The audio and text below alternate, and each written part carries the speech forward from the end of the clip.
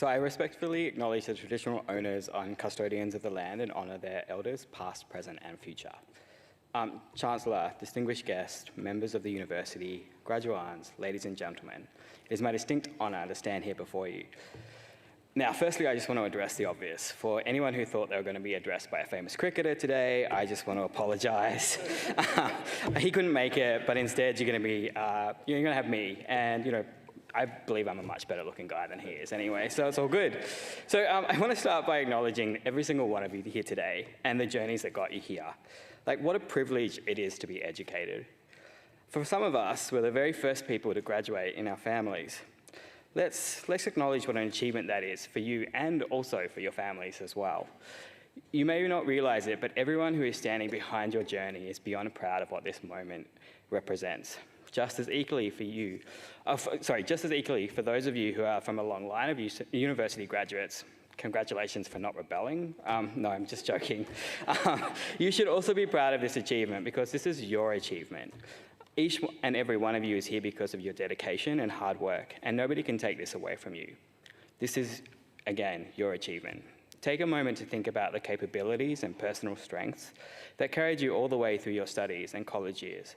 Take a moment to be proud of what today signifies for you and for those that have supported you to get here. Then take a moment to relax.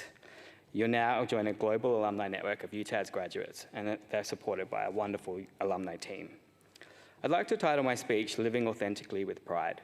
For me, it hasn't been easy, and since I was sitting where you all are, that was 16 years ago for me, life has taken me on a path which has included deep soul searching and a number of hard lessons to get to the point of where I was comfortable enough to be my true, authentic self. For a long time, I felt like I wasn't sure of who I was, and I struggled really to find out what my identity was. My start in life was very different from many of you here. See, I was abandoned in a hospital in a small coastal town in Sri Lanka, after which I was taken to an orphanage where I spent the first 18 months of my life before I was being adopted by two of the best people I know, who are my parents. Last year, I was privileged to share the greatest lesson from what little circumstances I know of my birth when I addressed the United Nations General Assembly. What lessons bring satisfying meaning to my birth experience? Just one. A single act of kindness and the power that it holds. Many times, seeming the size of that single act. One single act of kindness my birth mother showed me brought me to the path that leads me here to you today. See, she could have left me anywhere. Instead, she chose to leave me somewhere I was safe. Somewhere I could be found by the person who could then take me to the orphanage from which I was adopted from. A few years ago, I was able to go back to that orphanage, and I stood on the steps where my parents were handed me. It didn't hit me until I was standing there that my struggle of identity was based on not knowing so much about myself. Because of my birth past, I don't have an anchor tying me to the world. In fact, I don't know how old I am, who my birth parents are, what I look like when I get older, or whether I'll go bald. Okay, well maybe I do know that one. but honestly, without knowing so much, I realized that only I could build my identity. In truth, each one of us has that same opportunity.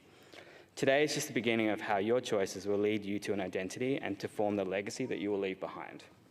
You may think, why is this guy talking about legacy when you're just about to start your career? The reason is that by thinking backwards, you can determine exactly who it is that you want to be. By knowing who you want to be, you'll be able to make informed decisions that will lead not only your career, but ultimately your entire life. And you will know that what principles will be important to guide you as well.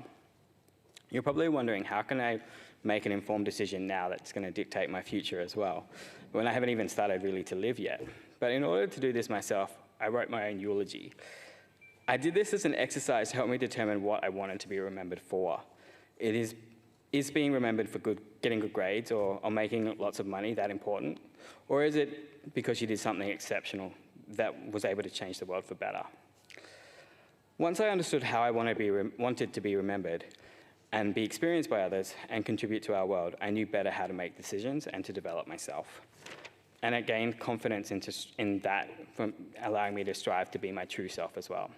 Living authentically has allowed me to see my partner and find him, has allowed me to live in different cities around the world, and has driven my career aspirations as I've moved from healthcare to law and now into business.